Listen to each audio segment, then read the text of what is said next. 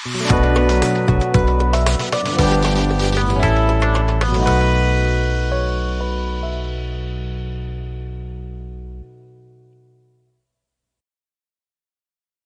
bicara desain grafis, kita akan membahas elemen-elemen dasar dari desain grafis ya yang kita ketahui.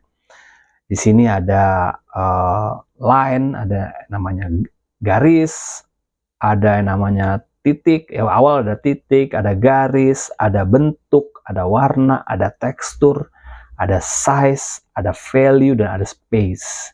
Nah, ini nanti kita bahas satu-satu bagaimana elemen dasar dari sebuah desain, karena kita nanti akan bergelut di elemen-elemen ini gitu kan untuk membuat sebuah karya visual ya.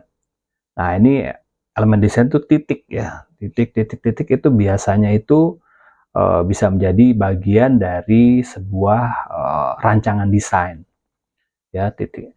Nah, ini biasanya diwakili bisa dalam bentuk lingkaran, ukurannya tetap ya, bisa besar, bisa kecil gitu kan. Dia bisa sebagai ornamen atau sebagai background nanti ya. Itu elemen desain. Kemudian ada juga yang namanya garis ya, tadi ya line ya. Kalau tadi dimulai dari line, yang di sini dimulai dari titik ya, karena titik adalah salah satu bagian dari elemen dasar dari grafis.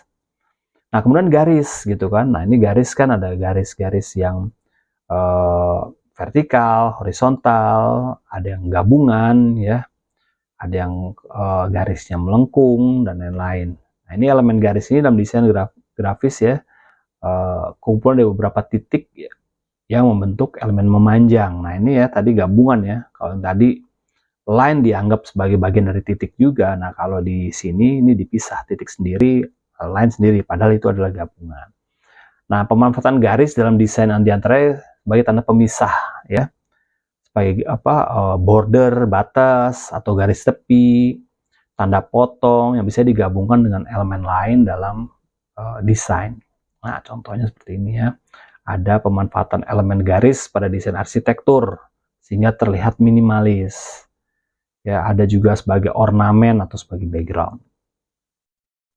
Oke, berikutnya adalah kita bahas tentang bidang atau semacam itulah shape ya. Jadi bidang itu adalah suatu yang bentuk pipih tanpa ketebalan, mempunyai dimensi panjang, lebar, dan luas, juga mempunyai kedudukan arah dan dibatasi oleh garis. Bidang bersifat dua dimensi, umumnya desain grafis bekerja pada bidang ini ya. Banyak sekali yang menggunakan bidang ini untuk kebutuhan desain grafis. Secara umum bentuknya dibagi tiga, yaitu geometris, misalnya kotak ya, segitiga, lingkaran, dan lainnya. Ada yang bentuknya natural seperti gambar hewan ya, bentuk-bentuk hewan, tumbuhan, manusia, dan bentuk lain yang tidak beraturan, ada mudah berubah. Dan yang lain yang berikutnya adalah bentuknya abstrak ya, atau misalnya simbol pada fasilitas umum dan sebagainya ya, misalnya lambang-lambang ini ya, lalu lintas ya, atau bagian-bagian petunjuk-petunjuk untuk kebutuhan direction atau petunjuk untuk orang lain untuk menuju satu tempat tertentu ya. Nah, ini bidang ya. Lanjut kita kepada elemen dasar yang lain adalah ruang, frame ya. Ruang frame mengatur informasi dan membuat hierarki untuk mata yang menyorot informasi yang paling penting bagi pembaca. Ruang ini juga membantu menentukan bentuk di ruang putih kosong halaman. Nah, ini ruang ini sangat diperlukan banget gitu ya untuk balancing, biasanya istilahnya tuh kalau di desain grafis ada yang sebutnya ada white space atau negative space gitu kan. Nah, tergantung kita mau sebutnya apa, tapi yang pasti dia menggunakan ruang kosong ini untuk justru memperkuat desain atau menjaga keseimbangan desain, bahkan memberikan kesan bahwa desain ini memiliki powerful kalau banyak ruang kosongnya ya. Nah, ini frame ini juga bisa sebagai pemisah ya antara yang atas dengan yang bawah atau yang kiri dengan yang kanan. Nah, ini seperti yang contoh ini adalah kesan ruang yang menyambung antara nama dan gambar.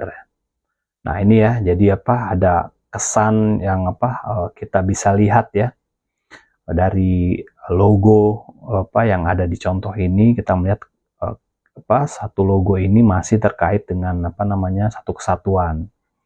Nah, dia juga menentukan bagaimana proporsi dari gambar ini dengan menyisakan beberapa ruang-ruang yang kosong sehingga fokusnya itu pada logonya.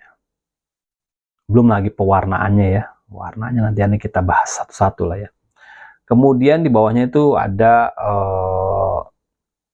logo berikutnya yang gambar lebah ya, Hawthorne Hills Honey Farm.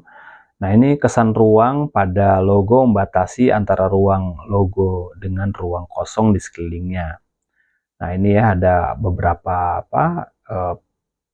logo ini ya, dilihat bahwa ada ruang yang kosong, ada ruang yang padat ya. Jadi terkesan ada balancing di dalam logonya. Nanti kita belajar bagaimana kita memposisikan, bagaimana kita mengatur blocking ya agar desain itu menjadi kelihatan estetik, seimbang dan enak dipandang mata. Karena kerjaan visual ini, grafik desain ini adalah bagaimana kita memanjakan mata kita untuk melihat. Sehingga Sehingga informasi itu menjadi jelas dan mudah dipahami. Ya, kalau gambarnya tidak jelas, lalu kalimatnya juga kurang fokus misalnya atau hingga selain desainnya tidak memberikan kesan yang baik, informasi pun juga tidak tersampaikan dengan lancar gitu kan. Ini dibutuhkan ya satu semacam skill untuk bagaimana kita bisa mengelola sebuah pesan informasi ini, pesan komunikasi visual ini agar bisa dapat tertuju atau bisa tersampaikan ke audiens.